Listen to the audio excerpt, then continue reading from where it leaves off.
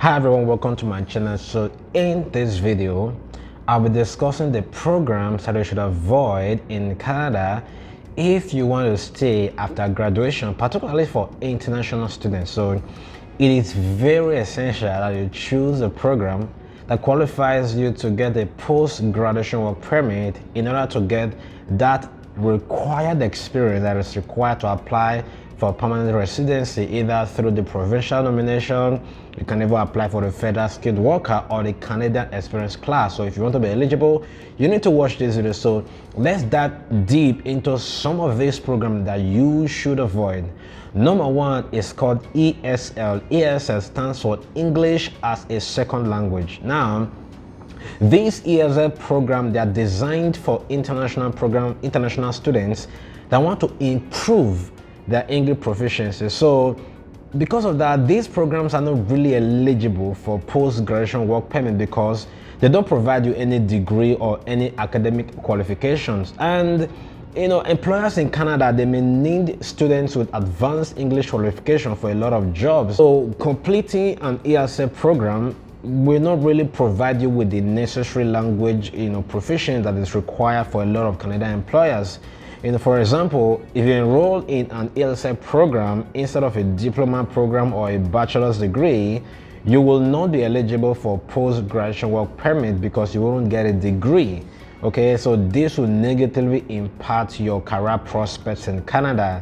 Okay, now I know a lot of students, maybe they don't have good English, and they will say, oh, let me go do this ESL first and then see what happens, right? So instead of going to do the ESL, it will be better for you to take the English test, okay, the IELTS test, so that your English proficiency will already be met. That way you can just apply for your degree direct, and after graduation you will now be eligible to apply for a post-graduation work permit, thereby enabling you to work to get the experience to apply for permanent residency. So the number two program we're going to talking about is going to be training programs, also known as apprenticeship.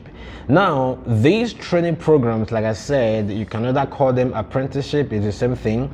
They actually offer very good job specific training, right, for some specific kind of trade occupation, but these are also not degrees, and as such they don't qualify you for a post-graduation work permit, and you won't get a degree out of it. So another thing about these programs is that they require some specific eligibility criteria, so not everybody that can ever apply for it. So there is going to be maybe a particular certain work experience or a particular age that will be required. For example, if you choose to do an apprenticeship in welding instead of a degree, you will not get a work permit, you will just get an apprenticeship certificate. And if you want to stay after graduation, this will impact your chances of staying. And if you don't get a work permit, what happens? You won't be able to get your PR. So instead of doing an apprenticeship program, whatever program that you want to do, there is going to be an equivalent in the diploma program, right? So it is just preferable to apply for diploma programs that will so that you can get a degree which qualifies you for the post-graduation work permit. So the third programs are going to be what I term short training courses, right? So short training courses, they might be either diploma or certificate programs that are usually less than 8 months. So be very careful, right? Any certificate program or diploma, whatever that is less than 8 months is not going to be eligible for post-graduation work permit. So minimum of 8 months to a year is the best options.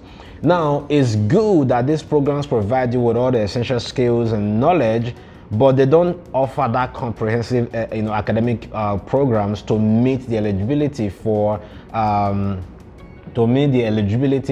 post-graduation work permit.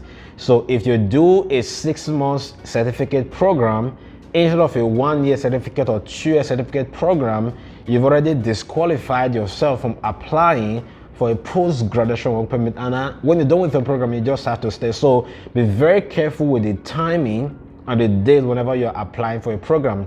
Check out the date just to make sure that it is within the range of what you want. If you've been enjoying this video so far, consider smashing the like button and also subscribing so that you can get more notification whenever new videos are released. One more thing is that if you want one-on-one mentorship and you want to have contact with me and want to speak one-on-one, there's going to be a link in the description. Just go to my website and then you can book a section, a one-on-one session.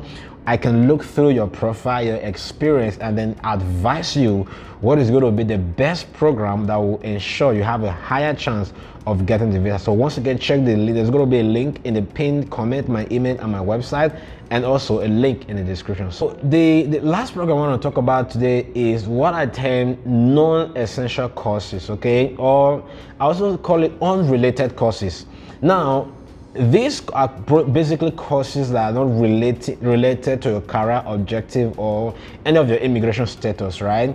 Although this course may be interesting, but they don't really provide that necessary academic qualification that is required to apply for a post-graduation work permit or permanent residence in Canada. For example, if you enroll for like a 3-month cooking class instead of a degree, you won't get work permit, and this will negatively impact your career prospects in Canada. Another example is that you have a bachelor's degree in engineering, you've worked as a salesperson or in the business world for about 8 years. Now you want to switch to health related and say, okay, I want to apply for nursing. How are you going to convince the visa officer that this is related to your career? Okay, so whatever you're applying has to be related. Just the same thing as you've been in the health field for a very long time. Maybe you're working as a nurse for about 5-6 years. Now you're saying, I want to apply for a program in international business, okay? It doesn't just make sense. It's going to be very difficult for you to convince the visa officers to give you visa. Convince the visa officers to give you visas. So one last thing I forgot to mention, some of the courses you should avoid, courses that have very low prospect in terms of employment.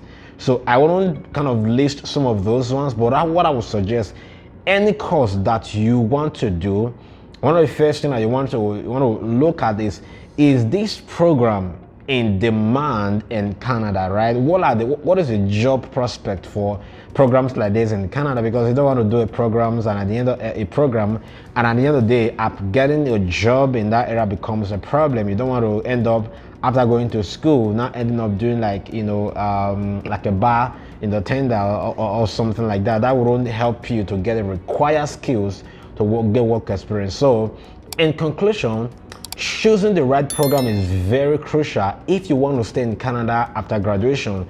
So it's important to check out one question: is this program eligible for a post-graduation work permit? So applying for like minimum 1 or 2 years program like a diploma or certificate is usually better. Any program less than 8 months is usually amazing. So avoid courses such as ESL, short training courses, some apprenticeship program, unrelevant courses. This is even the most crucial one. If you apply for a relevant one, it becomes difficult to defend. And it's showing, because I was kind of working with a client that has been in the business world and now actually got the admission. So getting the admission may not be the problem. Okay, you can get the admission for sure, but how are you going to convince these people you're applying to? They are very logical people, right? So they really understand the game and they know exactly what they're doing. So if they see an application and they see the profile, so they're going to, this is something is fishy. This people are just trying to look for a way to come, so don't do programs like that. Instead, apply for programs that suit your experience. Even though you read engineering and you'll be working in, let's say, in the sales or marketing for about 6 years, you don't have to go apply now for a fresh master's or diploma in engineering. You can just continue whatever you're doing in something, the sales and marketing, business administration or something like that.